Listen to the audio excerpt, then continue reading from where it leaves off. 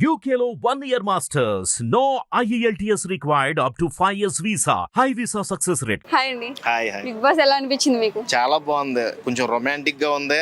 సోనియాని అయితే డైరెక్ట్ గా పృథ్వీ ముద్దు పెట్టేశాడు. అదైతే నాకు చాలా ఆనందాన్ని ఇచ్చింది, చాలా సంతోషాన్ని ఇచ్చింది. చాలా అంటే చాలా బాగుంది. ఇంకొకటి ఏంటంటే వీళ్ళకి సందు దొరికితే చాలు ఎక్కువగా హగ్గులు చేసుకుంటున్నారు హౌస్లో. మరి దీన్ని ఏమనాలి, ఎలా తీసుకోవాలో కూడా తెలియట్లేదు. కానీ ఓకే, ఎంటర్టైన్మెంట్ వైజ్గా అయితే సూపర్ ఉంది. ఆర్య 4 మూవీ గుర్తొస్తుందా? మనం ఆర్య 4 క్రియేట్ చేస్తున్నారు. ఆర్య 4, 3 అన్ని క్రియేట్ చేస్తున్నారు. మనకు లేనిపోని ఆలోచనలు కూడా రప్పిస్తున్నారు. ఎక్స్పెషల్లీ మణికంఠ గారు అది వెనక నుంచి వెళ్ళి ముద్దు పెట్టేయడం యశ్విని కొంచెం టూ మచ్ అనిపిస్తుంది. అలాగే at the same time Nainika మీద కూడా ఓదార్పు యాత్రలా లేదు, అదేదో కాటరాజు ఓదార్పు లాగా ఉంది. హౌస్ లో బాయ్స్ అందరూ అమ్మాయిలు ఎవరు ఏడుస్తారా, ఎవరికి హగ్గిద్దామా అని రెడీగా ఉన్నాడు. మణికంఠ అందరూ కూడా ఎక్స్పెషల్లీ ఒక విషయం గమనించాను నిన్న జరిగిన ఎపిసోడ్ మొత్తం మీద. మన నిఖిల్ మీద అందరు కన్ను అయితే ఉంది, లేడీస్ది నాకు క్లియర్గా కనబడింది. అక్కడ వాళ్ళందరూ డిస్కస్ చేసేటప్పుడు కూడా నిఖిల్ని ఒక్కడనే పెట్టి అక్కడ అందరూ ఆడవాళ్ళు రౌండప్ చేశారు. యశ్మిన్ కూడా పిలిచారు ఆ పంచాయతీలోకి.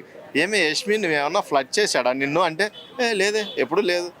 నిన్నేమని చేశాడంటే విష్ణుప్రియ తలకాయ ఊపుతుంది చేశాడని.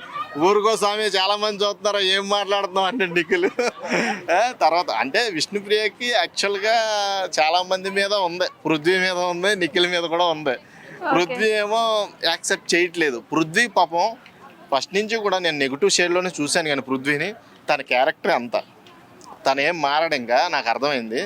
బయటికి వెళ్ళిపోవడానికైనా సిద్ధమే, కానీ తన క్యారెక్టరైజేషన్ అయితే మారదు. ఆ అగ్రెసివ్నెస్ బై బర్తే వచ్చింది నాకు తెలిసి. నేను ఫస్ట్లో యాటిట్యూడ్ చూపిస్తున్నాడో ఎక్కువ చేస్తున్నాడు అనుకున్నాను, కానీ రాత్రి టాస్క్లో కూడా చూసుకుంటే మనోడు ఆ బొమ్మలో ఎవరి చీఫ్ క్లాన్లో బాక్స్లో వాళ్ళ ఫోటోలు పెట్టమన్నప్పుడు కూడా నాబిల్ని ఇసిరే విధానం అవన్నీ కూడా అటాకింగ్ ఫోర్స్ ఎక్కువ ఉంది. అంత ఉండొద్దు, అంత ఉంటే మట్టి కష్టం పృథ్వీ. నేను చెప్పేది అదే, అటాకింగ్ ఫోర్స్ ఎలా ఉండాలంటే చూసేలాగా ఉండాలి, జనాలకు కొంచెం ఇంట్రెస్ట్ వచ్చేలాగా ఉండాలి. బిగ్ బాస్ ఈ సీజను ఇప్పటి వరకు ఈ వీక్లోనే కొంచెం బజ్ అందుకుంది. 2 వీక్స్ కూడా అదే కూర్చోబడిపోయింది. కాబట్టి ఈ కూతంతా జాగ్రత్తగా గేమ్ ప్లాన్లో స్టార్ట్ చేసినట్టయితే ఈ సీజన్ లెగుతుంది ఖచ్చితంగా, ఈ రోజు నుంచి లెగుతుంది. ఓకే, నైనిక గేమ్ ఎలా అనిపించింది? ఈ వీక్ ఎలా అనిపించింది? నామినేషన్ నాకు అన్ఫేర్ అనిపించింది. నైనికది చాలా అన్ఫేర్. ఎందుకంటే already Bigg Boss direct statement ఇచ్చాడు, మీరిద్దరూ క్లాన్స్లో చీఫ్స్ కింద డిజాల్వ్ అయ్యారు, మిమ్మల్ని అర్హత లేదని చెప్పినప్పుడు ఆ ఒక్క పాయింట్ని తీసుకొచ్చి నామినేషన్లో పెట్టడం నాకు నచ్చలే. ఆల్రెడీ నాగార్జున గారే చెప్పాడు మీరు చీఫ్స్ కింద డిజాల్వ్ అయ్యారని. డిజాల్వ్ అయిన తర్వాత మళ్ళీ నువ్వు అదే పాయింట్ని తీసుకొని నైనిక నామినేట్ చేయడం నాకు నచ్చలేదు. ఇది అన్ఫేర్ నామినేషను. ఇప్పుడు శేఖర్ ప్రసాద్ అన్ఫేర్ ఎలిమినేషన్ ఎలాగో ఈవిడ unfair nomination. Okay, Sonia nomination ఎలా అనిపించింది అసలు మీకు? సోనియాది అయితే చాలా జెన్యూన్ అనిపించింది. ఒక్క విషయంలో నాకు టచ్ అయింది సోనియాది. హీటెడ్ ఆర్గ్యుమెంట్స్ కాదు నేను చెప్పేది. నామినేట్ చేసేసిన తర్వాత యష్మిని పర్టికులర్ రీజన్ చెప్పింది. మీరు చీఫ్ కింద ఉన్నప్పుడు చీఫ్ లాగా బిహేవ్ చేయలేదు, చాలా చిల్లరగా బిహేవ్ చేశారు, కాబట్టి నేను నామినేట్ చేస్తున్నానని క్లియర్గా పాయింట్ టు పాయింట్ చెప్పినప్పుడు యష్మి కూడా అరుస్తుంది కదా. హీట్ ఆర్గ్యుమెంట్ చేయడానికి ముందు ఉంటుంది, అటాకింగ్ బాగా చేయడానికి. ఎందుకంటే మరి అమర్దీప్ చెల్లెలు కాబట్టి ఆ మాత్రం స్పీడ్ ఉండాలి ఇప్పుడు హౌస్లో, అదే కావాలి. కాకపోతే ఈ టోటల్గా చూసుకున్నట్టయితే ఆ రోజున జరిగిన నామినేషన్ అయిపోయిన తర్వాత సోనియా వెళ్ళి మళ్ళీ యష్మిని కౌగులించుకొని ఓదార్చింది. అది మట్టికి పోయింది. ఆమె అంద నీ మీద నాకు ఏం కోపం పోదు, నువ్వు ప్రతి నామినేషన్లో నిన్ను పెడతా అంది. మణికంఠ అన్నట్టు ఈమెను కూడా అంది, నో ప్రాబ్లం రా what ever maybe, first of all అయితే నువ్వైతే కూల్ అయిపో, ఇది జస్ట్ నామినేషనే, పర్సనల్గా తీసుకోవద్దని అయితే ఓదార్చిన చూడు. అక్కడ ఒకటి బాగా నచ్చింది. ఇంకోటి ఏంటంటే మనోడు నామినేషన్ టైంలోనే అభయ్ నవీను సెల్ఫ్ నామినేట్ అయ్యాడు చూడు, అది ఒకటి టచ్ అయ్యింది నిజంగా. ఎందుకంటే నిఖిల్కి అవకాశం ఇస్తాడేమో అనుకున్నాడు, యాక్చువల్గా స్వార్థపరులాగానే కనబడ్డాడు మొన్నటి వరకు నాకు. ఈ Abhay Naveen as a chief క్లాన్కి చీఫ్ అయిన తర్వాత యాటిట్యూడ్ మారింది, అతనికి ఒక ధైర్యం వచ్చింది, నేను సేవ్ అవ్వగలను, నేనేంటో ప్రూవ్ చేసుకోవాలని వెంటనే సెల్ఫ్ నామినేట్ అవుతాం. నాకు చాలా బాగా అంటే చాలా బాగా అనిపించింది. సింపతి కోసం అయ్యాడంటారా? లేదు అంటే సింపతి అనుకొని ఇంకొకటి అనుకొని యాజ్ ఏ చీఫ్గా అక్కడ ఇద్దరిలో ఒకలే సేవ్ అవుతారు. మీరు మీ ఇద్దరు ఆలోచించుకొని ఒకరైతే నామినేషన్లో ఉండాలన్నప్పుడు బ్యాక్ స్టెప్ తీసుకోకుండా వెంటనే అక్కడ డిస్కషన్ జరిగితే మళ్ళీ నెగిటివ్ వచ్చేది అబ్బాయికి. అక్కడ డిస్కషన్ కూడా ఎక్కువ జరగాల.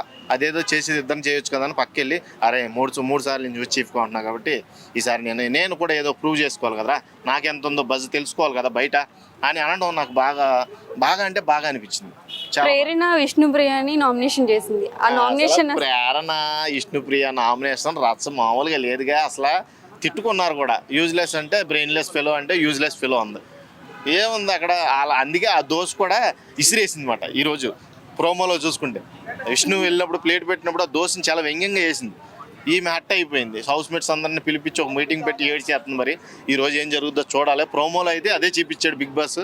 అది ఓదార్పు యాత్రలోకి వెళ్ళిన తర్వాత మణికంఠను వేసుకున్నట్టు కనబడుతుంది అక్కడ.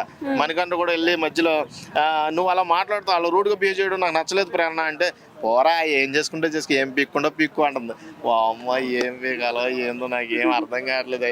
వీళ్ళ భాష చూస్తుంటే ఒక్కోసారి బొక్కలే నువ్వేం చేస్తావు, తొక్కలే నువ్వేం చేస్తావు, బొచ్చులే నువ్వేం పీకుతావు అంటే ఇవన్నీ కూడా కొద్దిగా కాంట్రవర్సీకి దారితీస్తున్నాయి. ఈ వర్డ్స్ అన్నీ కూడా కొంచెం వినడానికి బాగానే ఉన్నాయి కానీ చాలా మంది చూస్తున్నారు కదా, వీళ్ళ మీద నెగిటివ్ షేడ్ అనేది ఎక్కువ ఏర్పడుతుంది. అవును, యష్మి మణికంఠ చాలా నోరు జారేసింది. అయినా మణికంఠ ఏం రియాక్ట్ అవ్వలేదు. నేను చెప్తున్నా, మణికంఠ 2 వీక్స్ నుంచి కూడా కొంచెం పర్లేదు, బెటర్ దెన్. కాకపోతే మనోడికి కొంచెం లవ్ ట్రాక్ నడపాలని అయితే ఖచ్చితంగా బలంగా ఉంది. అది కూడా యష్మితోనే నడపాలని చూస్తున్నాడు. మళ్ళీ నామినేషన్స్లో కూడా మళ్ళీ నాకు అవకాశం దొరకదేమో అని యష్మినే తీసుకోవడం కూడా జరిగింది అక్కడ. నువ్వు అక్కడ యష్మి అంద కూడా, నువ్వు నా ఫ్రెండ్ అనుకున్నా, నా లవర్ అనుకున్నా, ఐ మీన్ అలా అనుకున్నాను నిన్ను. నేను బాగా ఎక్కువ ఊహించుకున్నాను. నువ్వు సడన్గా ఇలాగ నన్ను నామినేట్ చేస్తావని నేను ఊహించలేదు. యష్మి కూడా అంటుంది కదా, అగ్స్ కేసు అవన్నీ నాకు నచ్చట్లేదు, ఇరిటేట్ అవుతుంది, క్రియేట్ చేసింది కదా. క్రియేట్ అవుతుంది. నేను ఖచ్చితంగా వేస్తారా, నువ్వు ఎన్నైనా చేయరా, నేను ఖచ్చితంగా నేను నామినేషన్లో ఖచ్చితంగా ఉంచుతానంటే ఈడేమో మోస్ట్ వెల్కమ్ అంటున్నాడు. మనకంట చూద్దాం అలా ఎంతటితో ఆగుతుందా లేకపోతే ఈ ప్రేమ వ్యవహారం ముదురుతుందా అనేది చూడాలి. ఓకే, ఈ వీక్ ఎవరు ఎలిమినేట్ అవుతారు అనుకుంటున్నారు?